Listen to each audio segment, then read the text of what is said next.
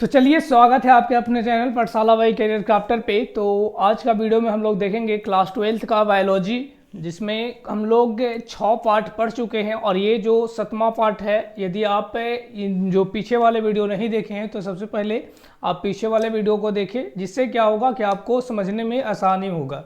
ठीक है, तो चलिए, पहला एक्सरसाइज जिसका नाम था जीवों में जनन। क्या नाम था? जीवों में जनन। रिप्रोडक्शन इन ऑर्गेनिज्म के नाम से जानते हैं। जीवों में जनन एक्सरसाइज 1 है और पार्ट नंबर कितना है? 7 है। यानी कि इससे पहले हम लोग कितने पार्ट के बारे में जान चुके हैं? तो 6 पार्ट का अध्ययन कर चुके हैं। और ये जो पार्ट है वो कौन सा पार्ट है? तो 7वां पार्ट है।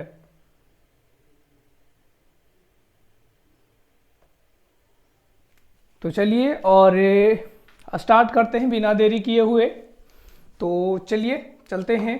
हम लोग इससे पहले कुछ लैंगिक जनन के बारे में अध्ययन किया था। लैंगिक जनन की जो घटनाएं थी उसमें अवस्था के बारे में जाने थे कि लैंगिक जनन में कितने अवस्थाएं थे। तो पढ़े थे हम लोग 3 अवस्था हो रही थी।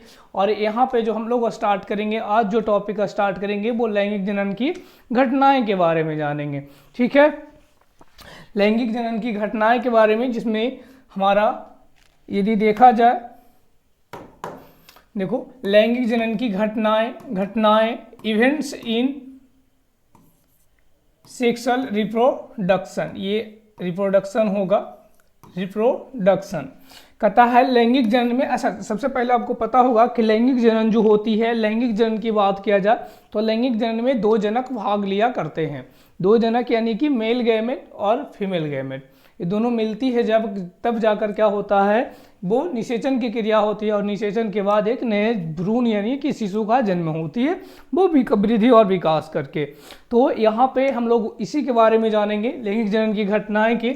सबसे पहले लैंगिक जनन में नर युग्मक तथा मादा युग्मक मिलकर क्या बनाते हैं? युग्मनज बनाते हैं। याद होगा आपको कि नर युग्मक जो होती है, यदि मानव की बात करें तो नर युग्मक जो होते हैं वो क्या होता है आपका शुक्राणु हो जाती है, और मादा युग्मक जो होता है वो क्या होती है? अंडाणु हो जाती है। और दोनों क्या होती है, जब मिलती है संलयन की क्रिया करता है, उसके बाद में तत्पश्चात क्या किसका निर्माण करती है? तो आपका एक युग्मनज का निर्माण करती है। आपको पता होगा कि जो युग्मनज जो होती है वो, ये युग्मनज है वो कैसी कोशिका होती है? तो ये द्विगुणित होती है, यानी कि 2n वाले होते हैं। और जो युग्मक जो होती है वो हमेशा क्या होता है? n कोशिका होती है, यानी कि n होती है। ठीक है, कहता है क्या कि युग्मनज का निर्माण में परिवर्तित होता है। कहता है सबसे पहले कि आप लैंगिक जनन की क्रिया में नर युग्मक को मादा युग्मक को मिलाते हो, निषेचन की क्रिया होती है, उसके फलस्वरूप एक आपका युग्मनज का निर्माण होती है। और वो युग्मनज वृद्धि और विकास करके किसका जन्म देती है? एक नए भ्रूण का जन्म होती है। मतलब कि और भ्रूणोद्भव के बाद क्या होती है? एक नए भ्रूण का जन्म होती है। यहाँ पे देख रहे हो, एक हम लोग एग्जाम्पल के तौर पे किसके लिए हैं? ह्यूमन रिप्रोडक्शन का जो मानव की बात करें तो अंडाणु, एक मादा से क्या निकला? एक अंडाणु निकलती है। और जो नर भाग है, नर के पास से क्या निकलती है? शुक्राणु निकलती है। और दोनों का क्या होती है? निषेचन की क्रिया होता है, मिलन होता है, संलयन होती है। तत्पश्चात किसका निर्माण होती है? एक भ्रूण का निर्माण हो जाती है। और ये भ्रूण जो होता है, ये भ्रूण जो होती है वो क्या होता है कि आगे चलकर वृद्धि और विकास करती है। और एक कुछ मंथ के बाद क्या होती है? सभी जीवों में अलग अलग होती है, तो ऐसा नहीं कह सकते हैं। लेकिन हम लोग लैंगिक जनन की बात करें तो एक उदाहरण केवल मानव के बारे में लिए तो माना जाए तो 9 माह के बाद क्या होती है? एक अच्छे से शिशु का जन्म होती है। ठीक है, चलिए आगे देखते हैं। आगे क्या कहता है जो देखा जाए। लैंगिक जनन की जो घटनाएं जो होती है, लैंगिक जनन की घटनाएं जो होती है वो कितने होते हैं सर जी? 3 अवस्थाएं या घटनाएं जो होती है वो कितने होती है? 3 होती है। कितने होते हैं? 3 होती है। पहला की बात किया जाए तो निषेचन पूर्व, इस बात को आपको याद रखना है। निषेचन पूर्व कितनी घटनाएं में होती है? 3 वो। सबसे पहला निषेचन पूर्व, पूर्व मतलब क्या होती है? पहले पूर्व, यानी कि पहले आपको पता होगा, यानी कि प्री फर्टिलाइजेशन इवेंट्स हो जाएगी। ठीक है, प्री फर्टिलाइजेशन इवेंट मतलब निषेचन के पहले की बात किया जा रहा है। फिर कहा क्या, निषेचन, निषेचन यानी फर्टिलाइजेशन, फर्टिलाइजेशन निषेचन वाले जो अवस्था एक आ गई। तीसरी अवस्था की बात करें तो निषेचन पश्च, पश्च मतलब बाद ही कह सकते हो, क्या कहोगे, वाद, पश्च यानी वाद घटनाएं, यानी कि पोस्ट फर्टिलाइजेशन इवेंट्स की बात कर रहा है, ठीक है। यानी कि हमें यहाँ से देखा जाए, हमें ये पता चला यहाँ पे कि जो लैंगिक जनन की जो घटनाएं जो हो रही थी वो कितने हो रहे थे, 3 हो रहे हैं। पहला घटना घटती है कब, मतलब कि इसकी अवस्था जो होती है, पहला क्या होती है कि निषेचन के पहले, निषेचन होने से पहले जितनी घटनाएं आ जाएगी सब की सब किस में चला जाएगा, तो आपका निषेचन पूर्व घटनाएं में चल जाएगा। कहाँ पे चली जाएगी, तो निषेचन पूर्व घटना में चला जाएगा। निषेचन पूर्व घटना यानी कि निषेचन से पहले जो युग्मनज था, अभी जो फिगर देखे होंगे ये युग्मनज था, ये युग्मनज बन रहा था। युग्मनज होवे से पहले, ये निषेचन होवे से पहले क्या हो, ये दोनों वाला जो क्रिया है यानी कि स्थानांतरण वाला जो क्रिया हो रही है वो कब हो रही है, निषेचन पहले। मतलब वो घटना जो होगा वो क्या हो जाएगा आपका, वो किस में चला जाएगा, तो निषेचन पूर्व घटना में चला जाएगा। कहाँ पे चली जाएगी, निषेचन पूर्व घटना में चला जाएगा, ठीक है। और दूसरी बात बी की बात करें तो निषेचन, निषेचन मतलब कि जब वो मिल रहा था शुक्राणु और अंडाणु की बात करें यदि मानव में, तो वो शुक्राणु और अंडाणु जिस टाइम मिल रही थी वो घटना जो होगा वो किस में चला जाएगा, तो आपका निषेचन यानी कि फर्टिलाइजेशन इवेंट में चला जाएगा।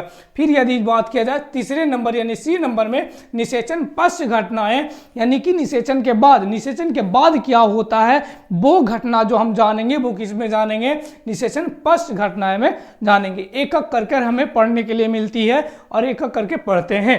चलिए, कहता है पहले निषेचन पूर्व घटना, सिंपल सी नाम से ही पता चल रही है कि निषेचन से पहले जो भी घटना होगा सभी घटना को हम क्या बोलेंगे, निषेचन पूर्व घटना के नाम से जानते हैं। क्या, निषेचन होने से पहले जो भी घटनाएं होती है सभी घटना को किस में रखी जाती है, तो आपका निषेचन पूर्व घटनाओं में रखी जाती है, ठीक है।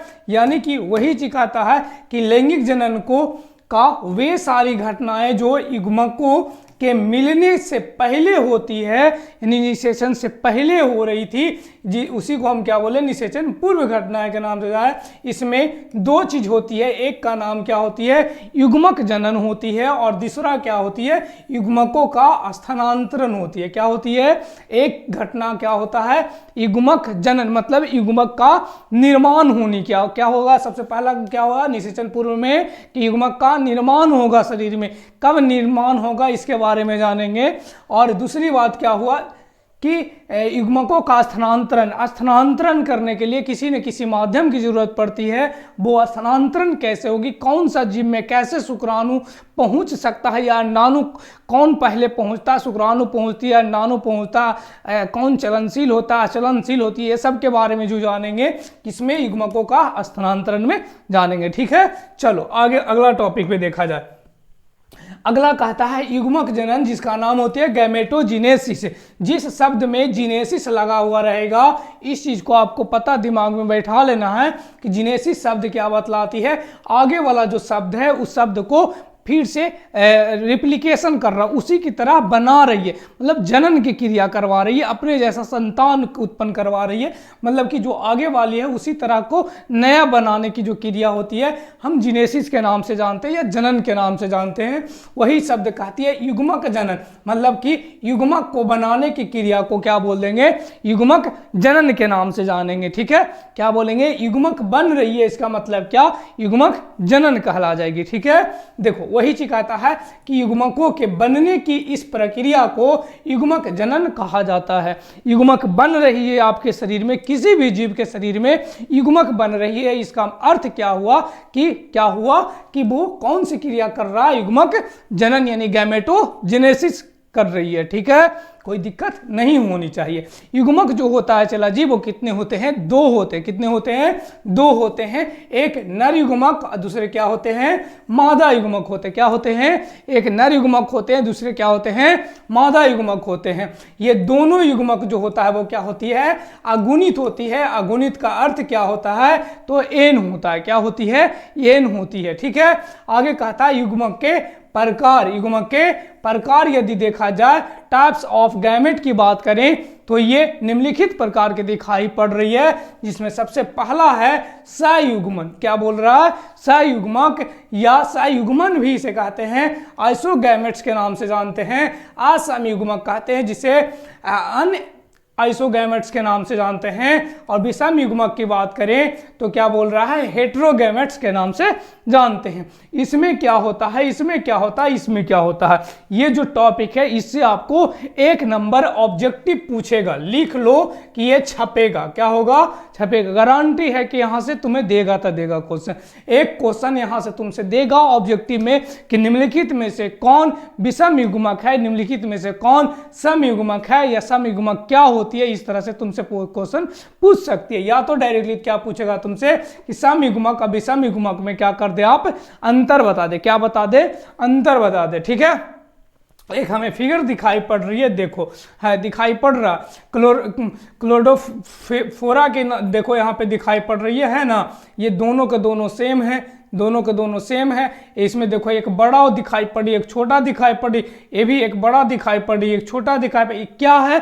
थोड़ा सा आगे चलकर फिर से बैक आएंगे फिगर पे तो ज्यादा समझ में आएगा। देखो आगे देखो, पहले कहा क्या?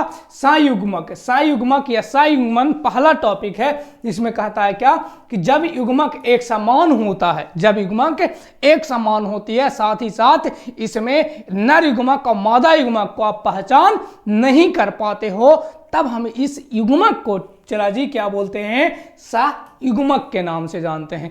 वैसे युग्मक जिसमें नर और मादा दोनों का पहचान नहीं कर पाते हैं, या तो कह सकते हो क्या कि वैसे युग्मक जिसका आकार और आकृति, आकार परिमाण दोनों का दोनों क्या होना चाहिए? सेम होनी चाहिए। या कह सकते हो सिंपल सी कि नर और युग्मक और मादा युग्मक को हम पहचान नहीं कर पाते हैं, तो इस युग्मक को हम क्या बोलते हैं? क्या बोलते हैं? सयुग्मक के नाम से जानते हैं, आइसोगैमेट्स के नाम से जानते हैं। ठीक है, कोई दिक्कत नहीं होनी चाहिए। कहा वही चीज कि जब युग्मक एक समान होता है तथा नर युग्मक, नर और मादा की पहचान नहीं हो पाती है, क्या होती है? नहीं हो पाती है, तो उसे हम सयुग्मक कहते हैं। जैसे दिखाई किसमें पड़ता है सर? क्लेमाइडोमोनास में दिखाई पड़ता है, राइजोपस में पड़ता है, क्लेडोफोरा में दिखाई पड़ती है, ये सभी में कैसे युग्मन दिखाई पड़ती है? सयुग्मन होते हैं। कुछ सवाल भी है जो किसमें आता है? आपका सयुग्मन। इसमें आपको ये नहीं पहचान पा पाइएगा कि कौन इसमें नर युग्मक है, कौन मादा युग्मक है। जैसे कि आपको फिगर पे ले चलते हैं, जैसे जैसे बताएंगे, जैसे जैसे पता चलेगा। देखो इसमें आप ये नहीं पहचान कर पाइएगा कि ये कौन है, इसमें नर युग्मक है और कौन मादा युग्मक, दोनों का एकदम फिगर एक जैसी दिखाई पड़ रही है। इसका अर्थ यहां से ये पता चला हमें कि ये दोनों के दोनों क्या गैमेट है, एक समान है। इसका अर्थ यहां से हमें ये पता चलती है कि ये कौन सी युग्मक है, तो सर जी सयुग्मन है। कौन सी युग्मक है? सयुग्मन है, या सयुग्मक है, या उसी को हम क्या बोलते हैं? आइसोगैमेट्स के नाम से जानते हैं। कोई दिक्कत नहीं होनी चाहिए, कोई दिक्कत नहीं होनी चाहिए। चला जी, हमेशा यही बात कहते हैं कि आपको पढ़ाई सबसे बड़ी चीज होती है, पढ़ाई के आगे सभी चीज को त्याग दो, चाहे वो घर हो, चाहे आपका भोजन हो, चाहे जो भी हो, उस चीज को क्या करना है? त्याग देना है। ठीक है, पढ़ाई सबसे बड़ा चीज होती है आज के डेट में। बिना पढ़ाई का कोई मायने नहीं है आपका पृथ्वी पर आना। ठीक है, चलिए, नहीं तो फिर जानवर जिस तरह से देखे होंगे, जो गधे पर लाद दी जाती है ईंटा, उसी तरह पे हम पे, तुम पे, सब पे लाद दी जाएगी। यदि हम नहीं पढ़ते हैं तो हम पे भी लादा जा सकता है, कोई इसमें दो मत नहीं होती है। ठीक है, चलो आगे देखो। आगे कहा क्या? असमयुग्मक। असमयुग्मक में क्या कहती है कि जब नर युग्मक एवं मादा युग्मक बाह्य आकृति से समान हो, क्या हो? केवल बाहर से देखने में कैसा हो? एक जैसा दिखाई पड़े, लेकिन परिमाण की बात करें, उसकी वजन की बात करें, उसकी साइज की बात करें, तो वह कैसा हो? वो कैसा हो? तो क्या हो? अलग अलग होती है। तब हम उसे क्या बोल देते हैं कि ये क्या है, ये क्या है? तो वो कौन सा युग्मक है? तो क्या बोल देंगे? असम युग्मक होती है। क्या होती है? असम युग्मक होती है। ठीक है, जैसे देखो यहाँ पे हमें दिखाई पड़ रहा है, एक फिगर पे चलते हैं, देखो फिगर में चलते हैं, ये जो दिखाई पड़ रही है आपको, ये जो दिखाई पड़ रही है, ये जो फिगर जो दिखाई पड़ रही है, ये है तुम्हारा फीमेल गैमेट, क्या दिखाई पड़ रही है, बड़ा। अच्छा, फीमेल गैमेट बड़ा दिखाई पड़ रही है, लेकिन वास्तव में वो नहीं होना चाहिए, वो एग्जाम्पल नहीं है उसका। ये है विषम युग्मक का या अन्य युग्मक का। असमान मतलब असम युग्मक की बात करें चला जी, तो इसमें क्या होगा, दोनों का दोनों क्या होगा, एक जैसी होगी। क्या होगी, दोनों के दोनों एक जैसे। मान ले जाए कि ये है मादा युग्मक और ये है तुम्हारा नर युग्मक, ठीक है, ये क्या है तुम्हारा नर युग्मक है। ये तुम्हारा क्या हो गया, नर युग्मक हो गया। अब दोनों का आकार यदि देखा जाए चला जी, दोनों का आकार यदि देखा जाए तो दोनों का आकार क्या है, चेंज है, लेकिन देखने में एक जैसी लग रही है। देखने में क्या है, एक जैसी लग रही है। इसका मतलब क्या हुआ कि जो युग्मक होगा वो कौन युग्मक होगा सर जी, असम युग्मक होगा। क्या, कौन सी युग्मक होगी, असम युग्मक हो जाएगा। ठीक है, कोई दिक्कत नहीं होनी चाहिए। चलिए आगे देखते हैं अगला पान।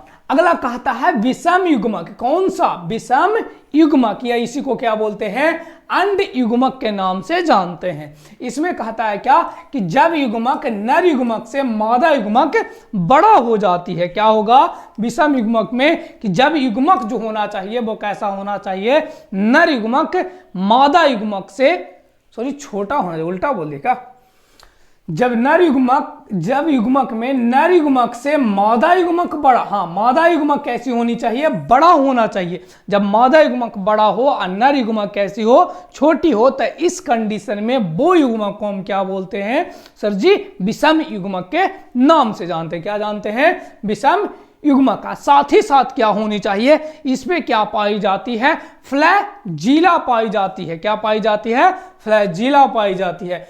जब युग्मक में नर युग्मक से मादा युग्मक बड़ा हो तो उसे विषम युग्मक कहा जाता है। क्या कहा जाता है, विषम युग्मक कही जाती है। और उसमें कसाविका पाई जाती हो, कसाविका यानी क्या पाई जाती हो, फ्लैजीला पाई जाती हो। ये जो रोम है ना, ये हमारे शरीर पे जो रोम दिखाई पड़ रही है, आपके शरीर पर जो रोम दिखाई पड़ रही है ना, ये जो उसी तरह से उस पे भी पाई जाती है, मतलब कि फ्लैजीला के रूप में पाई जाती है।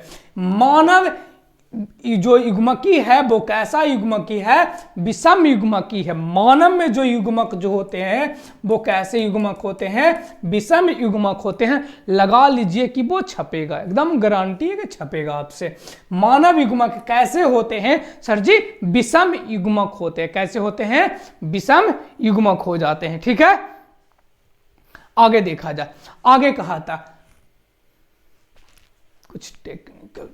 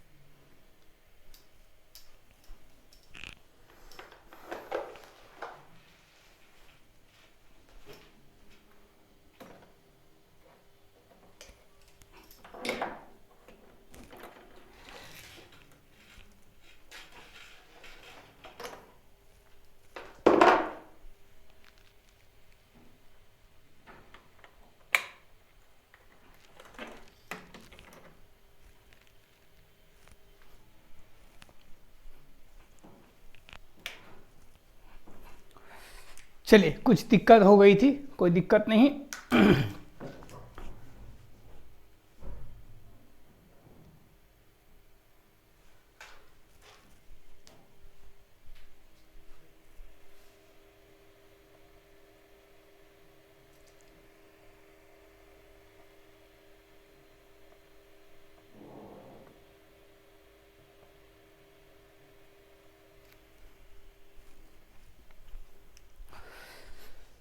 कह रहा था क्या कि मानव जो होती है, मानव की बात किया जाए तो मानव में क्या हो जाता है, आपका विषम युग्मक हो जाती है।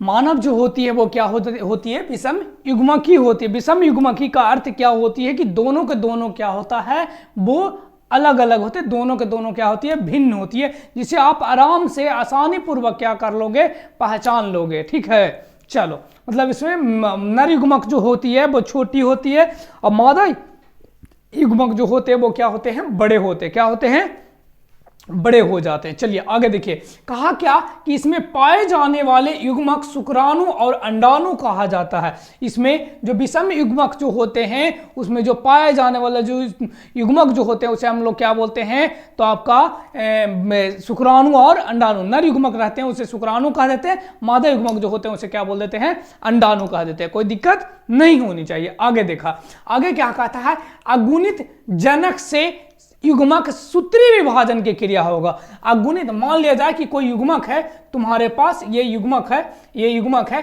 और इस युग्मक में क्या होती है, ये अगुणित है, मतलब कि ये एन है। क्या है, एन है। और इससे यदि युग्मक का निर्माण हो, इससे ये जो जनक है ये तुम्हारा क्या है, जनक है, ये जनक है, और इससे युग्मक का निर्माण होगा तो ये युग्मक ए भी एन बनाएगा। क्या बनाएगा, एन ही बनाएगा, क्योंकि इसके बीच जो होगा वो कौन सा विभाजन होगा, समसूत्री विभाजन होगा। क्या होगा, समसूत्री विभाजन की क्रिया होगा। इसके कारण से चाहे, अब इस बात को आप याद रखोगे कि चाहे युग्मक अगुणित हो या गुणित हो, सॉरी, चाहे तुम्हारा जनक ये आपका अगुणित हो या गुणित हो, उस दोनों कंडीशन में क्या होगा, युग्मक जो होगा हमेशा क्या बनाएगी, अगुणित बनती है। कैसी बनती है, अगुणित बनती है। वही चीज लिखा गया होगा, कहता है क्या कि अगुणित जनक से, जनक में युग्मक सूत्री विभाजन द्वारा बनते हैं, लेकिन जब द्विगुणित होती है तो उस समय क्या होती है,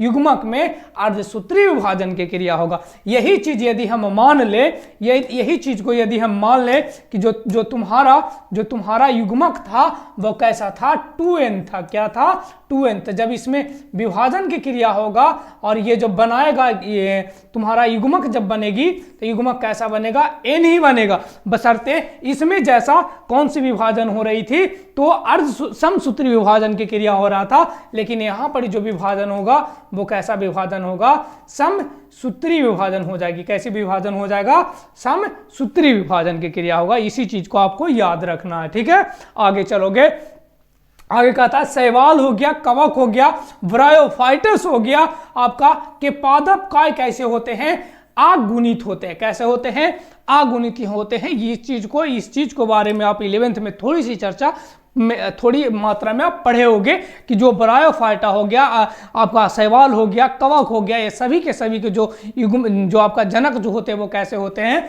अगुणित होते हैं। कैसे होते हैं, अगुणित होते हैं। ठीक है, कहता है ट्रिडोफाइटा, जिम्नोस्पर्म, एंजियोस्पर्म का पादप काय कैसे होते हैं, द्विगुणित होते हैं। कैसा होते हैं, द्विगुणित। यानी कि जो शैवाल ये सब का आपका युग्मक का निर्माण होता होगा तो क्या होगा, कौन सा विभाजन करता होगा, समसूत्री का विभाजन करता होगा। कौन सा विभाजन करता होगा, समसूत्री का विभाजन करता होगा।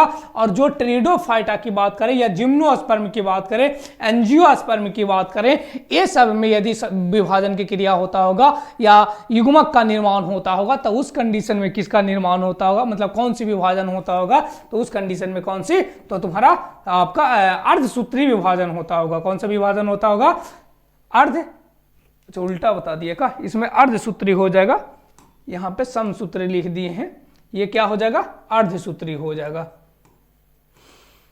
अर्धसूत्री विभाजन हो जाएगा। क्या हो जाएगा, अर्धसूत्री विभाजन हो जाएगा। मानव जनक भी कैसा है, तो तुम्हारा द्विगुणित है। कैसा गुणित है, द्विगुणित है। हम लोग कैसे युग्मक बनाते हैं, तो अर्धसूत्री विभाजन करते हैं। कैसा विभाजन करते हैं, तो अर्धसूत्री। मानव की बात करें तो उसमें कैसे विभाजन होती है, तो अर्धसूत्री विभाजन वाली क्रिया होती है। और क्योंकि मानव का जो काय है वो कैसे होते हैं, तो मानव का जो शरीर है वो कैसे होते हैं, द्विगुणित होते हैं। कैसे होते हैं, द्विगुणित होते हैं। चला जाए अगला टॉपिक। अगला टॉपिक है जीवों में लैंगिकता कैसी है, क्या कह रही है, जीवों में लैंगिकता क्या होती है, यानी सेक्सुअलिटी इन ऑर्गेनिज्म। इसमें कौन एकलिंगी है, कौन बहुलिंगी है, मतलब एकलिंगी है, उभयलिंगी श्रेयी है, या तो उसी को द्विलिंगी कहते हैं। ये सब के बारे में हम लोग कहाँ पढ़ते हैं, तो आपका पढ़ना पड़ता है जीवों में लैंगिकता। कैसे लैंगिकता है, इसी के बारे में हम लोग जानेंगे।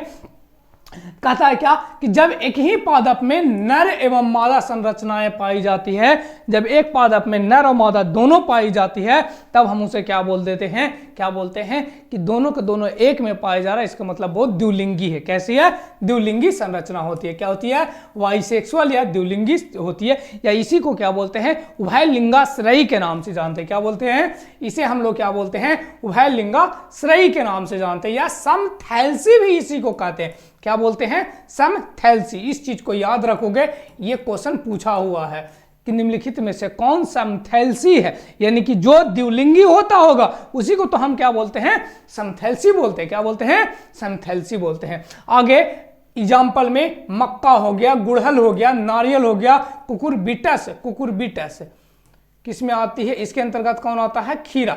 खीरा, सरसों, ये सब जो है वो क्या तुम्हारा है, समथैलेसी है, या उसी को क्या बोलते हैं, द्विलिंगी के नाम से जानी जाती है। जंतु में भी उसी तरह से होती है, हो सकता है आगे मिलेगा तो मिल जाएगा।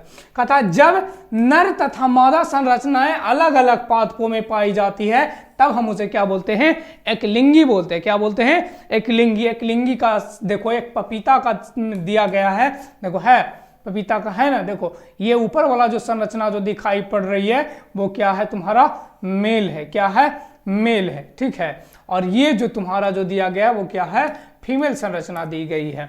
तो पपीता एक प्रकार का क्या होती है, एकलिंगी होती है। एकलिंगी कहने का मतलब क्या, कोई पपीता का पौधा देखते होगे कि फल देता है, कोई पपीता के पौधे क्या होती है, फल नहीं दे पाती। इसका मतलब क्या हुआ कि ये जो होती है वो क्या होती है, तुम्हारा एक लिंगी होती है। क्या होती है, एकलिंगी होती है, या एकलिंगी कहते हैं, एकलिंगी कहते हैं, या इसी को एकलिंगी श्रेयी कहते हैं, या इसी को हम क्या बोलते हैं, विषमथैलेसी। जब वो समथैलेसी था तो ये क्या हो जाएगा, विषमथैलेसी। जब दोनों एक शरीर में रहेगा तो समथैलेसी कहलाती है, जब दोनों अलग अलग होती है तब हम उसे क्या बोलते हैं, विषमथैलेसी के नाम से जानते हैं। क्या बोलते हैं, विषमथैलेसी के नाम से जानते हैं, ठीक है।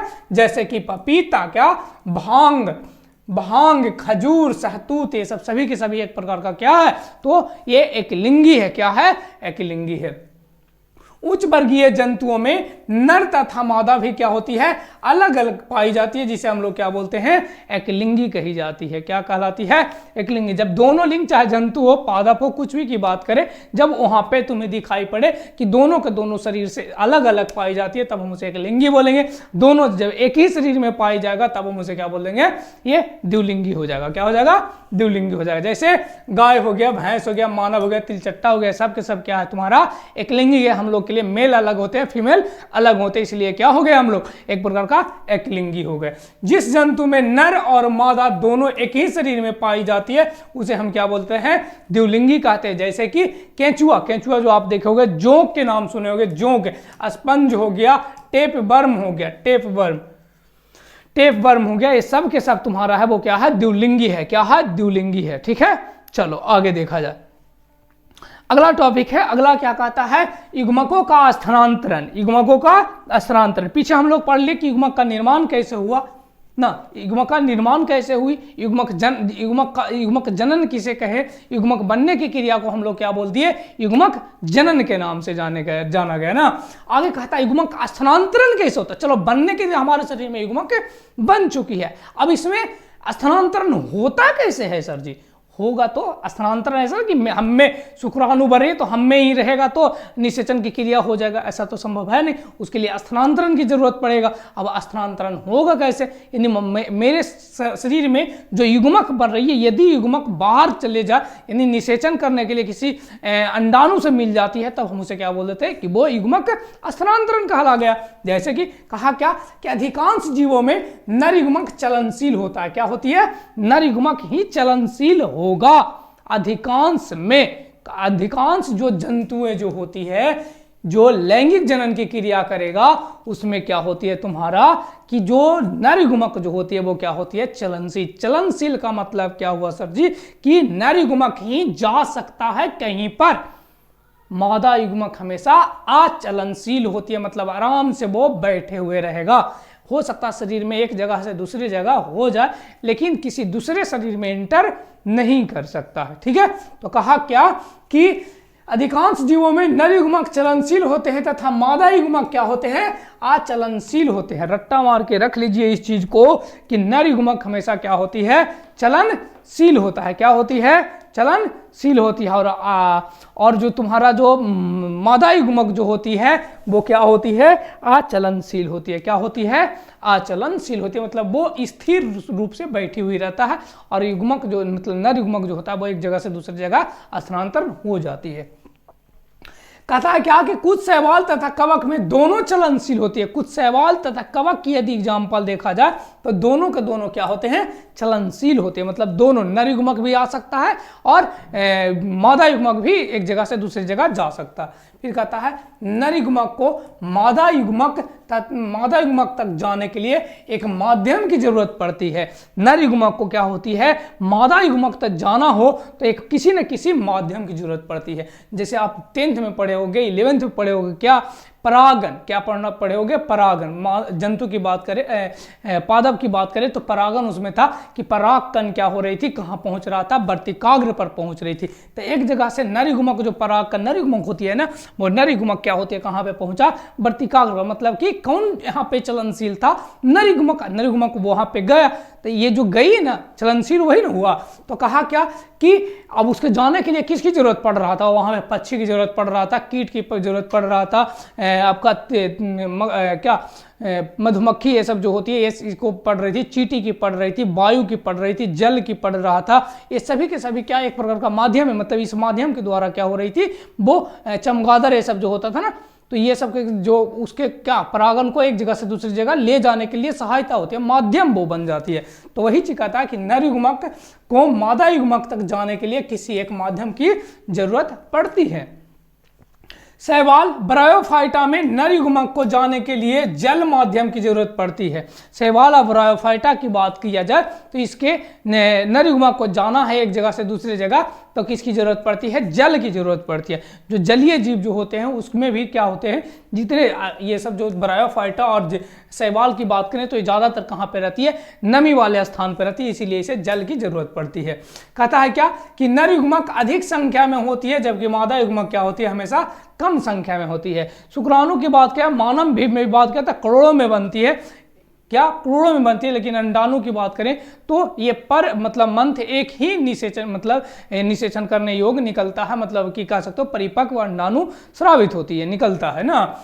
तो मादा युग्मक क्या हो गया, कम हो गया, नर युग्मक हो गया जो क्या हो गया, बहुत ज्यादा होते हैं। कहता पुष्पीय पादप में वायु, कीट, पक्षी, जल आदि माध्यमों की जरूरत पड़ती है। अभी तो पता कि जो आपका पुष्पीय पादप जो होते हैं उसमें क्या होते हैं, मतलब कि जो पादप जो होते हैं उसमें क्या होता है कि ज्यादातर किसी न किसी माध्यम की जरूरत पड़ती है परागकण को ले जाने के लिए, इसे परागन के नाम से हम लोग जान रहे थे। आगे चलेंगे, अगला टॉपिक ये था क्या, युग्मक का स्थानांतरण हो गई। युग्मक को स्थानांतरण करने के लिए कहा क्या कि कुछ शैवाल हो गया, ब्रायोफाइटा, कुछ जलों की जरूरत पड़ती है। मतलब इसे हमेशा याद रखना है कि जो नर युग्मक जो होती है वो चलनशील होती है, मतलब वही जा सकता है। मादा युग्मक जो होता है वो क्या होती है, अचलनशील होती है, मतलब वो अस्थिर रहता है। ठीक है, चलिए, तो ये था आपका 7वां पार्ट और ये आपका लास्ट टॉपिक युग्मक स्थानांतरण। कल पढ़ेंगे, मतलब अगले जो वीडियो में हम लोग देखेंगे क्या निषेचन की क्रिया कैसे होती है। पहले निर्माण हो गया, युग्मक का निर्माण होगी, दूसरी बात क्या हो युग्मक का स्थानांतरण भी हो गया। मतलब अब क्या करना है, तो अब करना है क्या युग्मक का मिलन करना, संलयन करता है, जिसे हम लोग क्या बोलते हैं निषेचन की क्रिया के नाम से जानते हैं।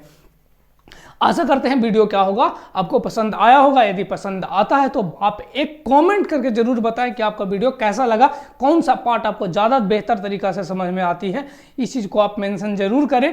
और हमारे टेलीग्राम चैनल है, इस पर आपको क्यूज होती है, आपको जो PDF लेना है, किसी भी तरह का आपको मटेरियल लेना है तो आपको इस टेलीग्राम पे जाकर जुड़ जाएं।